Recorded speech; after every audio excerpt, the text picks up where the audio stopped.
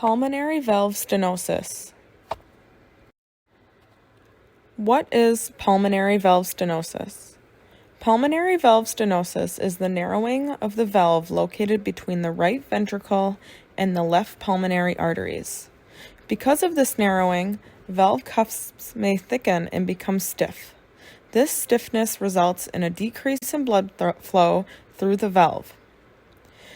Pulmonary valve stenosis may be valvular, subvalvular, or supravalvular, and oftentimes is found in the early stages of life, as it is congenital. In this picture, you can see what pulmonary valve stenosis looks like within the heart. As you can see, the pulmonary valve pictured on the top is open, allowing adequate blood flow through the valve. In the bottom picture, the pulmonary valve is closed due to the thickening of the vessel walls, causing restriction of blood flow. The pathophysiology of pulmonary valve stenosis. Usually in pulmonary valve stenosis, it is congenital, meaning you are born with it, and can be associated with other cardiac conditions such as Noonan syndrome or Leopard syndrome. But how the inheritance pattern of pulmonary valve stenosis works is not yet understood. Pulmonary valve stenosis is associated with lesions within the valves.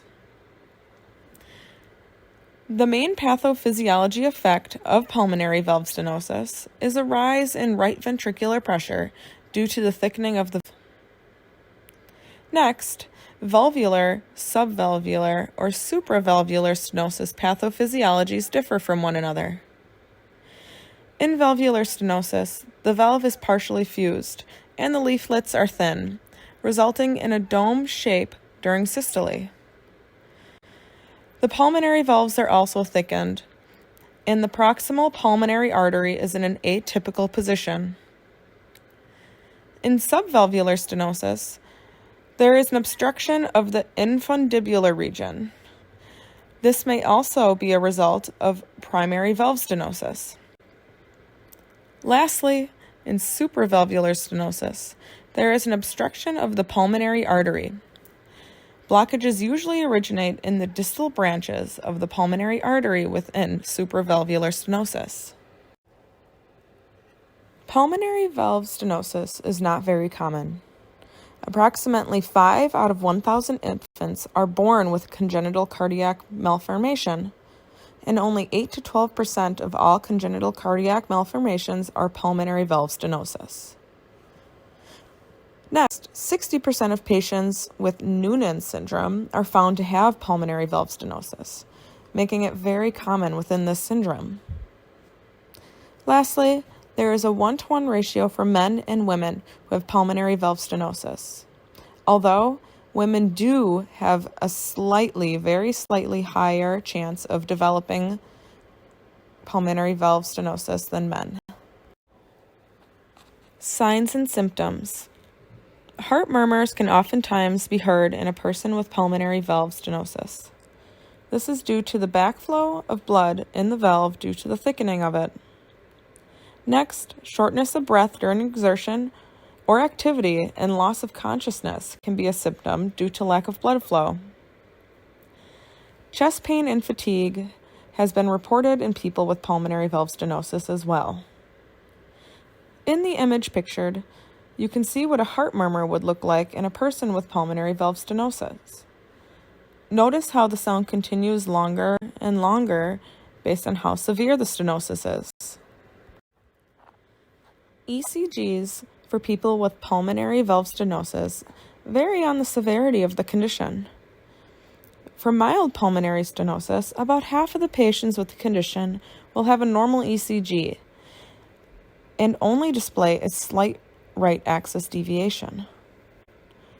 As for moderately severe pulmonary stenosis, there will be a slight axis deviation and the amplitude of the R wave will increase in V1. Lastly, in severe pulmonary stenosis, ECGs are dramatically different. They will show an extreme right axis deviation as well as a large R wave in AVR. V1 will show a prominent R wave and S waves will be slightly depressed in V5 and V6. Take a look at this rhythm strip. As you can see, there's a very prominent R wave in AVR. The S wave in V5 is also very depressed. Because of these two things, the diagnosis of this condition would be a severe pulmonary valve stenosis. Diagnosing pulmonary valve stenosis. The first way of diagnosing pulmonary valve stenosis is through an electrocardiogram. As mentioned before, the electrocardiogram will look different from a normal ECG depending on the severity of the pulmonary valve stenosis. Next, pulmonary valve stenosis can be diagnosed by an echocardiogram. An echocardiogram is a type of ultrasound that can be used to show structure of the heart by bouncing sound waves off the tissue.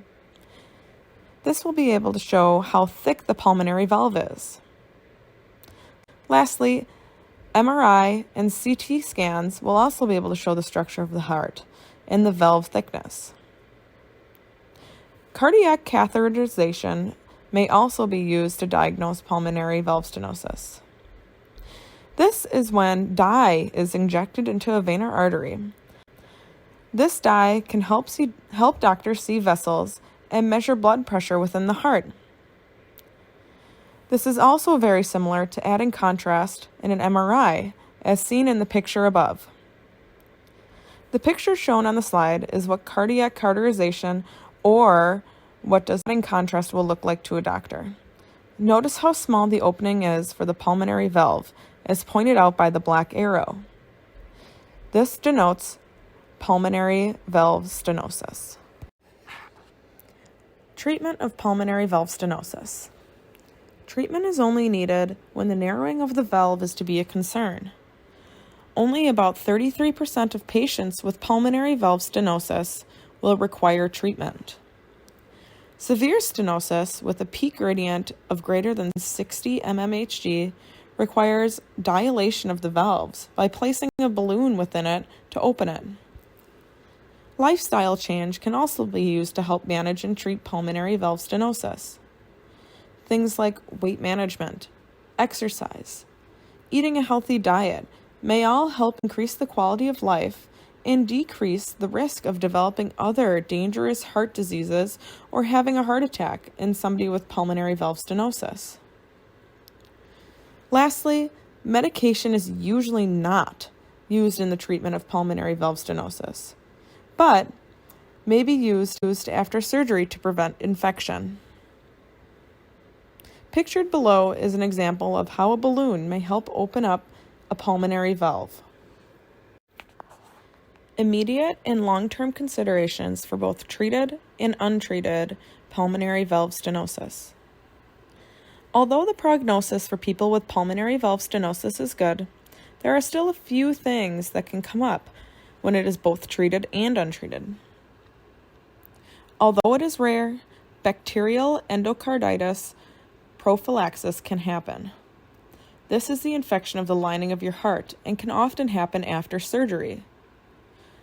Arrhythmias may be common in people with pulmonary valve stenosis, but are not life-threatening. Next, hospitalization is more common for people with pulmonary valve stenosis. This is because they may require valve repair, multiple times even, if the valve they have repaired becomes leaky. Hypertrophy on the right ventricles due to it needing to pump harder because of the thickening of the pulmonary valve are also common.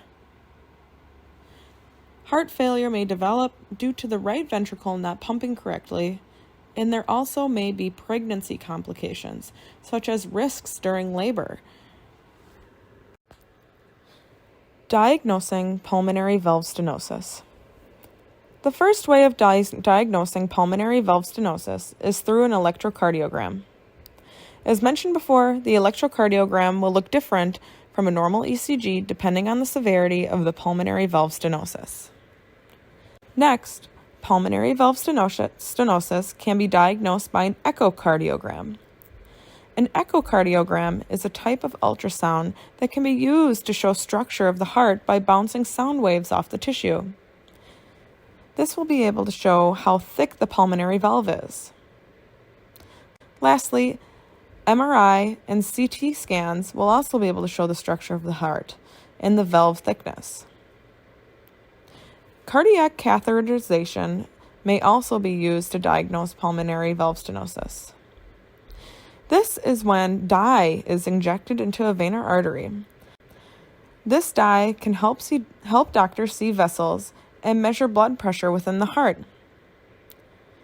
This is also very similar to adding contrast in an MRI, as seen in the picture above. The picture shown on the slide is what cardiac cauterization, or what adding contrast, will look like to a doctor. Notice how small the opening is for the pulmonary valve, as pointed out by the black arrow. This denotes pulmonary valve stenosis.